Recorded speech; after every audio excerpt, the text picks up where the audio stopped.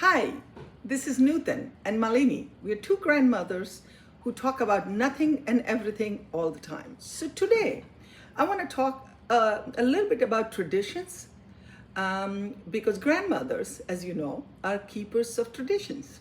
And traditions can be anything. There can be cultural traditions, there can be family traditions, there can be food traditions. And so I want to explore the impact of these traditions on our families, yours and mine, as well as in general. So, what do you think? So when you said keepers, we're not only keeping because we're also making. Yes. So I would say we are keepers and makers Creators. and creators, because obviously when we have come from, different countries, we're also creating traditions of our own. It is important because it's part of our culture. And it also may be that traditions are part of our own family history. Like, you know that I actually am from Malaysia, and I had great grandparents and some grandparents who were actually born in India. So it's kind of unique where I actually saw my grandmother, whom we lived with, have some very specific Indian traditions that she was very, let me put it, she always followed those things and made sure that we followed some of those traditions. And we say tradition, it can even be customs. It's like more than festivals or holidays. Sometimes traditions are how you talk to people, how you have your culture, where in certain ways, as like we were children, we were taught to talk to adults in a certain way or do certain things. So in a way, when you say tradition and culture, you're talking about a lot more. And you actually bring a very interesting point because you mentioned that you are like fourth generation Malaysian, and your great grandparents came from India. Was born in India, and I came there. But when I talk to you, and when we interact, it hardly occurs to me that you're not Indian, because your thought processes, your following the cultural aspects of India are the same as me. Whatever modifications I have made are similar modifications you have made. The difference may be because you're Tamil, your husband is Gujarati, Avinash and I both are from the exact same culture. So we have maintained some of the purity of our traditions. But what I find in my own family, that my daughter-in-law, who was born and raised here, is from a different Indian culture. And our now family, we combined Marwadi and Marathi cultures. And it's heartwarming to see our grandchildren, yours and mine, follow some of the traditions that we did as children. No, that's actually very true. And when you talk to me, if you didn't know I came from Malaysia, you might actually think that a lot of the way I think and behave and follow certain traditions would have come from India.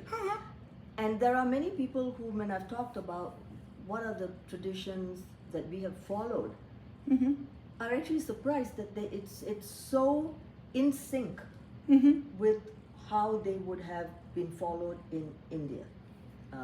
Like I told you, like certain times, like Pongal is like, not a festival that is celebrated much here, but in Malaysia, my grandmother actually followed it to a T, to the extent of actually taking a pot and putting rice and boiling over and all of those things. And we followed these things and our New Year's, and followed traditions and customs almost exactly as if they would have That in I'm India. surprised because, by the way, Pongal is also celebrated in Maharashtra, but it is called Sankranti. And now we don't follow that particular thing in a big way. So the only time I did Sankranti was when my son got married. So some festivals or some traditions we do or we maintain for big items, and some are on a day-to-day basis. So day-to-day basis is that every single day, when I grew up, at night we said prayers, and in the morning we said prayers. And I followed that tradition throughout. I taught my son that one, and my grandson is also learning the same tradition from my daughter-in-law. Now, only difference is the mornings are much more hectic for them. So the morning prayers have gone away, but the evenings have remained. No, we also had pretty much the same thing. We had like 3 God pictures, and I remember standing there and saying something in Tamil, which we memorized. Sometimes I don't know what it actually meant, but we memorized it and we said it, and it became a part of the morning and a part of the evening. And in fact, in the evening, not only would we have prayers, we would have something, I don't know, we called it sambrani, which is like coals with some incense, and my grandmother would take that to every room so that we would like bless. So disinfecting. It is basically I guess disinfecting. So. Yeah, but it was like, yeah. whenever you say it as part of a religious tradition, then it becomes something that you do on a regular basis. And some traditions that I have sort of followed much more closer to the original one are the food traditions. So, for example, when I cook Indian food, it is exactly as my mother cooked in India. Now, after creating part of it, yes, we cook other non-Indian food too. And you modify. Sometimes there modify, are yeah. certain foods that you're modifying because you can't, nowadays you can get ingredients, but you might actually cook it in a simpler way. Yeah. Oh, definitely. So you earlier corrected me that we're not just keepers of the tradition, we are also creator of the tradition. So tell me a few traditions that you have created for your family. So here is where you're melding your culture in another country with things that you have from your own country. Now, Thanksgiving is something, yes, we all, because in a way we're all immigrants, we all celebrate Thanksgiving. And in some way it is, yes, we are creating a tradition in terms of what we do as a family. Everybody has their favorite dishes. Now, for the longest time I've tried to inject some Indian type flavor, but I haven't been too successful, I have to tell you.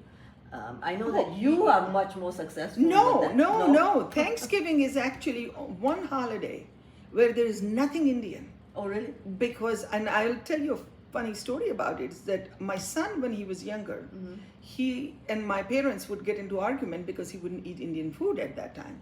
And they would make him eat Indian food.